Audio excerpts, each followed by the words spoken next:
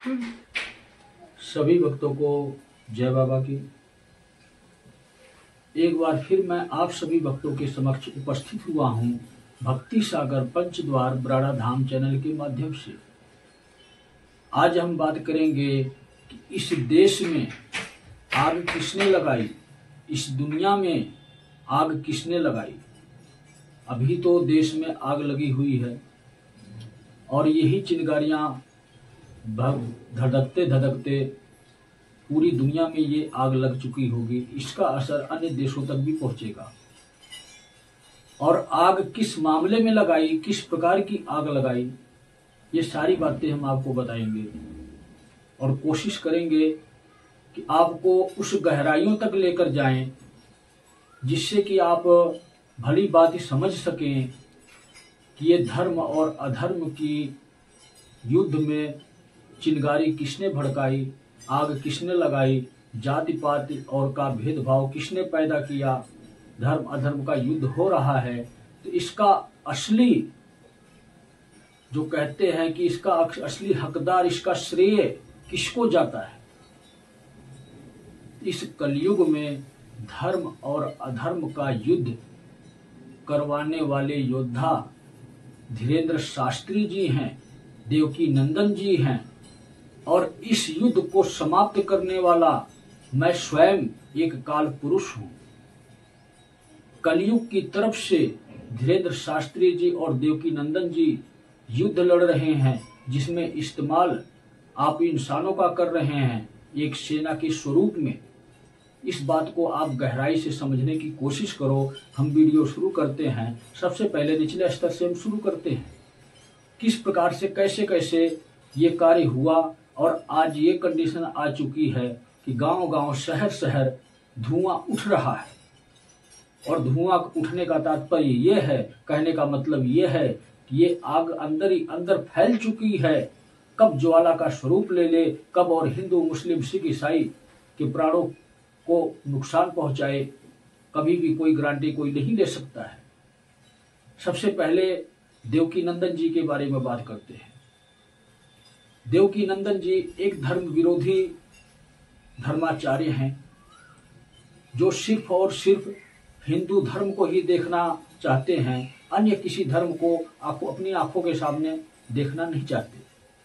सत्य ये है, क्योंकि इतना अहंकार है उनको अपने धर्म पर और अपने शास्त्र पर और अपने साम्राज्य पर, जो उनके पास धन वैभव रुपया पैसा है, बहुत ही बड़ा अहंकार है। वो तो ये समझते हैं कि मैं ही वो इंसान हूँ जो धर्म की स्थापना करूँगा।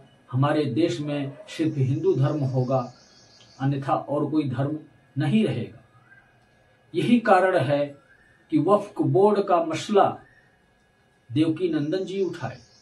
लेकिन इससे पहले ही भारत सरकार का ये फैसला आ चुका था कि वक्फ बोर्ड को समाप्त किया जाएगा या उसमें कुछ परिवर्तन किया जाएगा।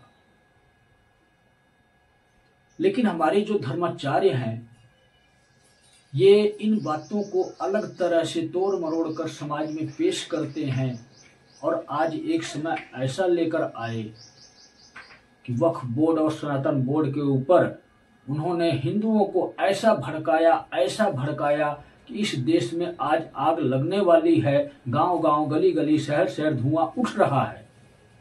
आप लोगों ने देखा होगा कि महाकुंभ के समय पर, महाकुंभ में भी जो दुर्घटनाएं हुई भगदड़ की या अन्य स्टेशनों पर, क्या कारण था? ये यही कारण था क्योंकि इन्होंने कहा था कि लाख परिक्रमा लगाने के बाद जो पुण्य मिलता है इस पृथ्वी का, वो सिर्फ एक गंगा स्नान की मात्र से ही महाकुंभ जो 12 साल के बाद लगता है,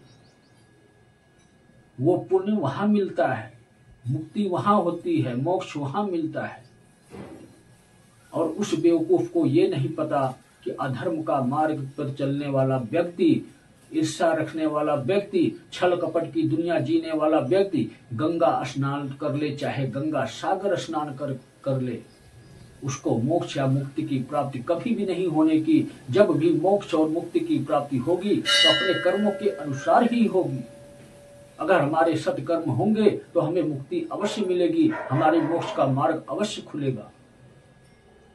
इस प्रक्रिया से इन्होंने इतनी भीड़ एकत्रित की महाकुंभ में कि उस महाकुंभ में आज वही समय था जो भगदड़ उत्पन्न हुआ और लाखों लोग इससे प्रभावित हुए।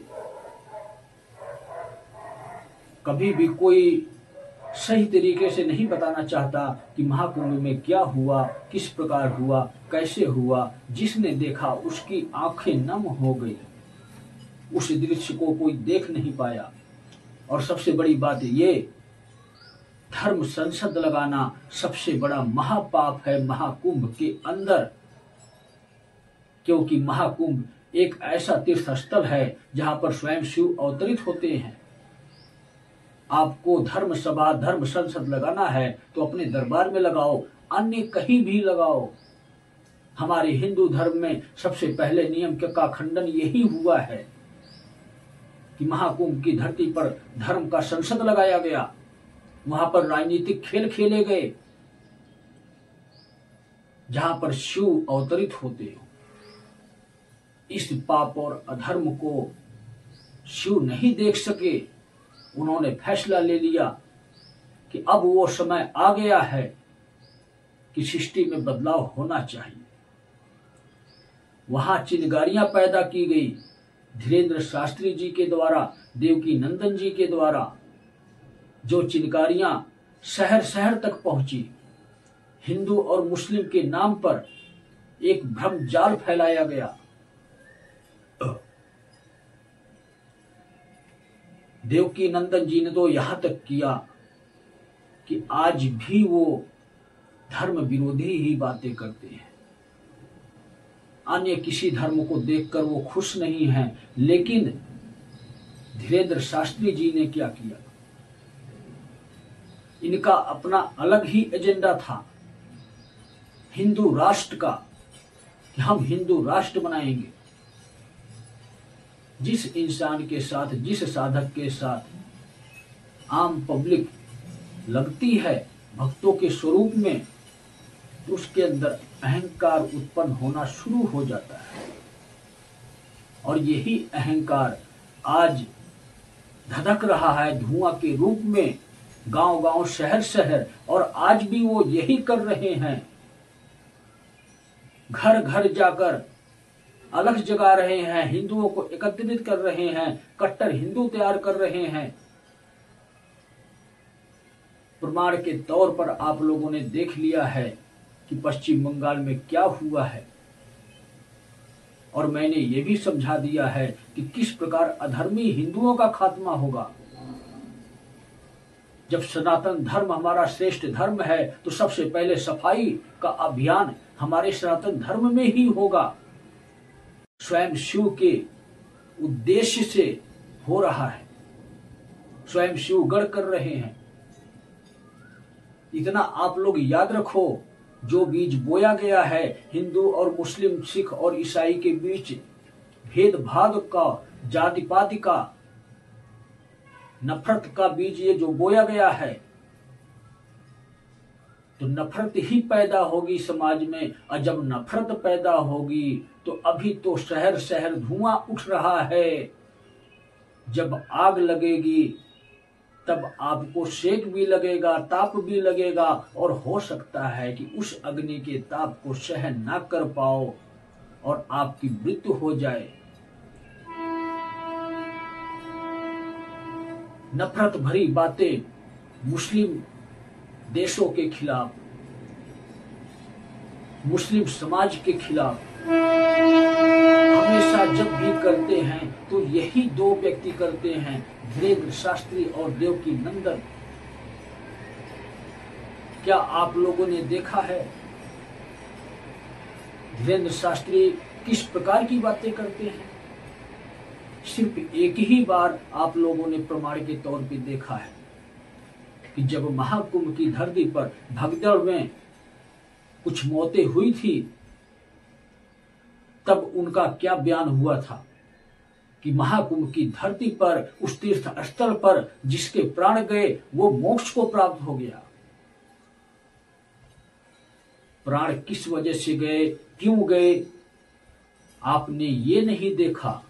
आपने तो सिर्फ ये देखा कि भगवान को मानने वाले लोग, हमारे हिंदू समाज के लोग जो हमारे साथ खड़े होते हैं, उनमें से कुछ लोग मर चुके हैं, तो अपनी छवि बचाने के लिए उनको मोक्ष दे दिया। छवि कभी भी धूमिल होने से बच नहीं सकती अगर आपके कर्म बुरे हैं, आपका मार्ग बुरा है।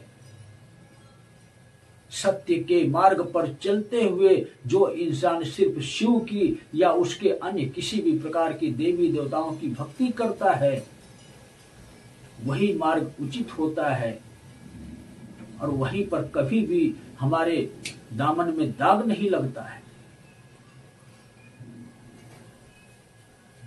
इस कलयुग में मैं सीधा एक ही बात कहता हूं कि इस कलयुग में, इस देश में धर्म और अधर्म की आग लगाई गई है तो इन्हीं दो व्यक्तियों के द्वारा ही लगाई गई है, जो अपने आप को धर्म गुरु कहते हैं और उनको यही नहीं पता है कि इंसानियत सबसे पहला कर्म होती है हमारे जीवन में, हमारी जिंदगी में।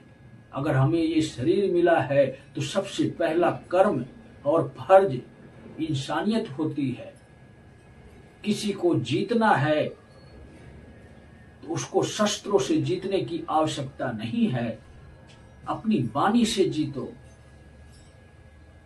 जब तुम्हारी वाणी शुद्ध और बिल्कुल स्वाभाविक होगी, जिसमें परमात्मा नाम की शक्ति का वास होगा, उस वाणी के आगे हर कोई हार जाता है, चाहे वो किसी भी जाति या धर्म से हो। कहावतें आप लोगों ने अनेकों सुनी होगी कि अन्य धर्मों के किसी ना किसी व्यक्ति को लोग अन्य धर्मों के ही कुछ कहते हैं कि ये व्यक्ति बहुत ही नेक इंसान था, बहुत ही अच्छा इंसान था। धर्म तो उसका दूसरा है लेकिन इंसान अच्छा है। क्यों कहते हैं? वो नेक इंसान है, परमात्मा की भक्ति करने वाला इंसान है, किसी का बुरा ना सोचने वाला इंसान है। आप लोगों की तरह स्वार्थी नहीं है, जो अपने स्वार्थ के लिए, जो अपने साम्राज्य को बढ़ाने के लिए, जो अपना नाम ऊंचा करने के लिए, जो अपनी प्रतिष्ठा इस समाज में फैलाने के लिए एक धर्म युद्ध करवा दे। इस धर्म युद्ध से जिस किसी को कदम पीछे हटाना है वो हटा सकते हैं, अन्यथा इस धर्म युद्ध में धर्म की ही जीत होगी, अधर्म की ही हानि होगी। ये सत्य है और सत्य शिव हैं, तो शिव की इच्छा से यही होगा अब। लेकिन सिर्फ और सिर्फ मेरा यही उद्देश्य है ये सारी बातें बताने का। इस धर्म युद्ध में जो लोग समझदार होते हैं, जो लोग भगवान की भक्ति करते हैं, वो अपने अंदर इंसानियत पैदा करते हैं, हाथ में तलवार नहीं उठाते हैं एक दूसरे को मारने के लिए। धर्म युद्ध और भीतर अनेकों तरह से लड़ा जाता है। संहारक स्वरूप में धर्म युद्ध नहीं होना चाहिए। विचारों से धर्म युद्ध होता है, शस्त्रों से नहीं होता है। शस्त्र से सिर्फ और सिर्फ महायुद्ध होते हैं, साम्राज्य को विस्तार देने के लिए युद्ध होते हैं। धर्म युद्ध सिर्फ विचारों का युद्ध होता है। और इस धर्म युद्ध को संहारक स्वरूप में धीरेन्द्र शास्त्री और देवकी नंदन जी लाकर खड़े कर दिए हैं। अपनी तरफ से जो भी अहंकारी पुरुष है, जो ये सोचता है कि सिर्फ और सिर्फ सनातन धर्म रहेगा, उसका संहार निश्चित है। इन बातों को समझो आप। मैं भी एक सनातनी ही हूं, मैं ऐसा क्यों बोल रहा हूं? मुझे भी आप लोगों की तरफ बोलना चाहिए, लेकिन नहीं, जो मुझे सत्य दिख रहा है मैं सिर्फ वो बोल रहा हूं। और इस सत्य को पहचानने वाला बहुत कम ही लोग होते हैं। जो समझ जाता है, जो पहचान जाता है कि इनके शब्द क्या हैं, इनके भावार्थ क्या हैं, ये दिखाना क्या चाहते हैं, ये बताना क्या चाहते हैं, ये हमें कौन से मार्ग पर ले जाना चाहते हैं। मेरा मार्ग सिर्फ शिव का मार्ग है और शिव के सिवा अन्य कोई नहीं आपको बचा सकता। और ये भी आपको बताऊंगा कि आज के समय में क्या शिव युग में हमें योग करने की आवश्यकता है, हमें यज्ञ करने की आवश्यकता है, और है तो क्यों है। ये बहुत ही अनिवार्य है। युग परिवर्तन के बाद अगर कोई शिव भक्त नहीं होगा तो उसको इस पृथ्वी पर रहने का कोई अधिकार नहीं मिलेगा। उसको अपने प्राणों का त्याग करना ही करना होगा। सिर्फ यही सत्य है। इन्हीं कारणों से ही मैं इतनी वीडियो जारी कर रहा हूं, संदेश के स्वरूप में, कि आप लोग कब समझोगे, इंतजार कर रहा हूं। सत्य को कब पहचानोगे, और जिस दिन सत्य को पहचान गए उस दिन शिव के हो गए। और जब शिव के हो जाओगे तो आपका नुकसान कभी कोई नहीं कर सकता। सिर्फ यही सत्य है। तो सभी भक्तों को जय बाबा।